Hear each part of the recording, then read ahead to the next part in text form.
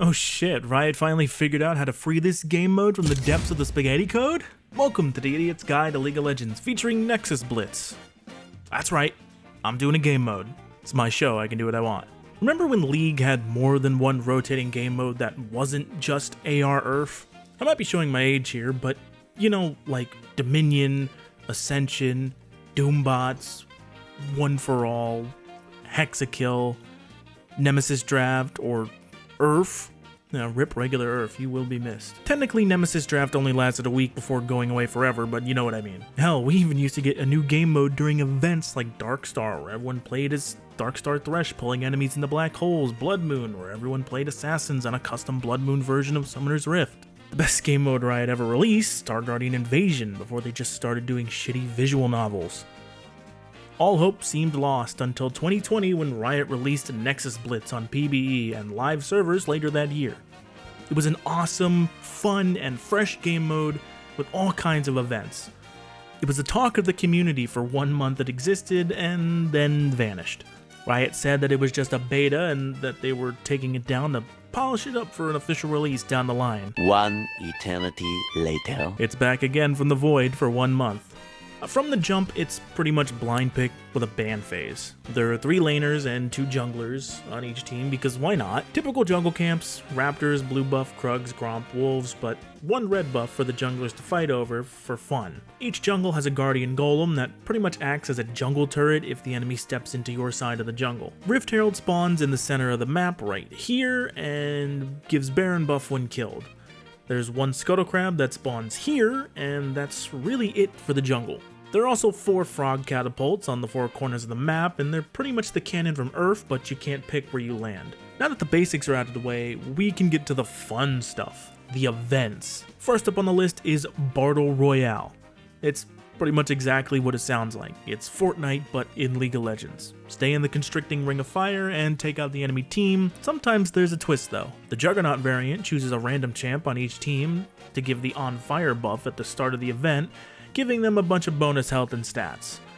There's also the Paranoia Battle Royale, which is just regular Battle Royale with a Nocturne ult active, disabling your pings. This one is my personal favorite though. Earth Deathmatch. Everyone gains the Earth buff and is transported to the center of the map and starts burning when out of combat. Fight to the death over multiple rounds to win. The Darius problem.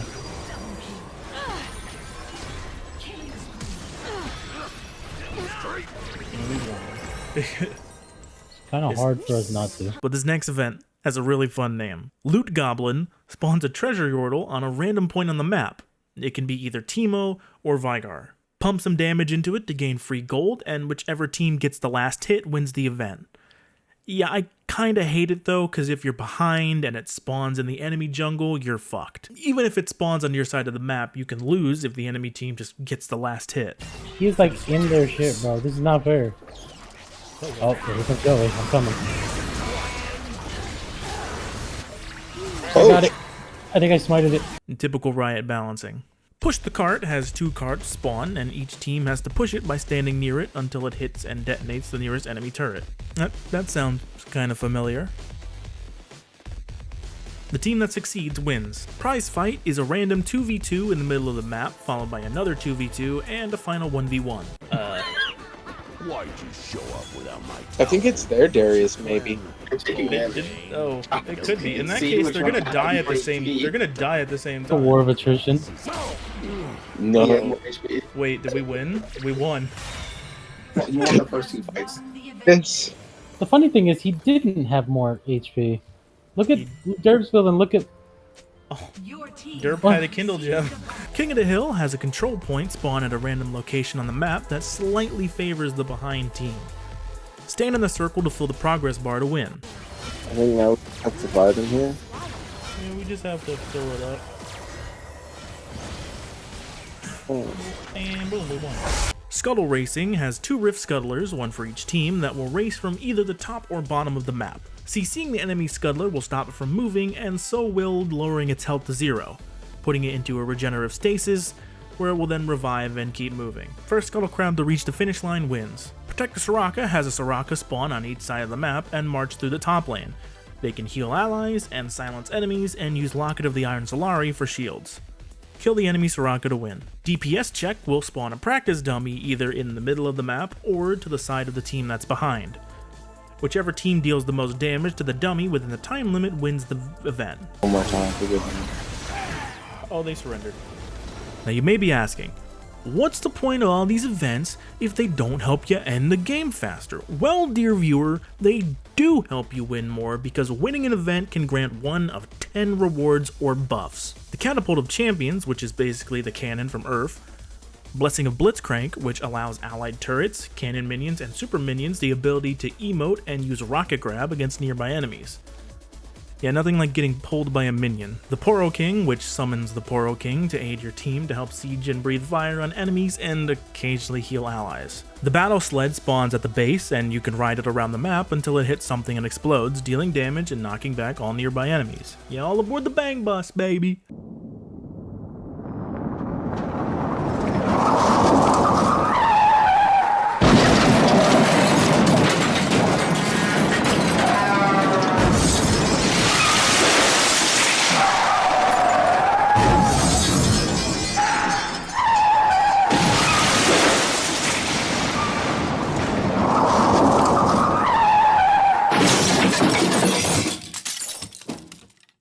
Pentakill. Guardian Angels gives your whole team a one-time Guardian Angel for 90 seconds. Static Shock gives your whole team Static Shiv.Zap buff, giving the whole team Static Shiv procs on their auto attacks. BF Shields gives your whole team big fucking shields, I mean it's kinda in the name. Mega Cloud Drake gives your team Cloud Soul on steroids with crazy out of combat movement speed. Mega Ocean Drake causes your team to restore a bunch of health and mana when out of combat for 3 minutes. This last one is the strongest by a mile. Aspect of the Dragon gives your team Elder Dragon buff for 2 minutes, allowing your team to execute enemies below 20% health with a blast of dragon fire. Eldritch. If you somehow can't end the game with some of these buffs, then worry not. At 18 minutes, the final event begins, Nexus Blitz. He said it! He said it! Each teams are called back to their base, and the Nexus will start walking toward the enemy's base. Catapult of Champions is granted to both teams, and death timers are set to 15 seconds. The Nexus of both teams will transform into a golem that can move on its own, and they will path towards the middle of the map until they encounter each other, entering an intense battle. The Nexus gains a shield for each enemy killed near it and can knock enemies away, which can sometimes fuck you over. Oh! I knocked them away! No! No! Yeah, the whatchamacallit just actually messed me up pretty bad. They fucked up my ult! I ulted and he pushed everyone away, so I couldn't hit them. Yeah, we lost that game because of that. Kill the enemy Nexus before yours dies to win the game. And if you somehow get to a stalemate and neither Nexus dies, the game will automatically end in a draw at 30 minutes. Both teams win. Wait, really? Now, Nexus Blitz isn't perfect, since the scaling is a bit too strong for the winning team. I mean, when you're winning, and when you're losing, it does have its fair share of bugs too, but I mean nothing game-breaking, just some standard Riot spaghetti. Nexus Blitz is a lot of fun, and the games don't go as long as normals.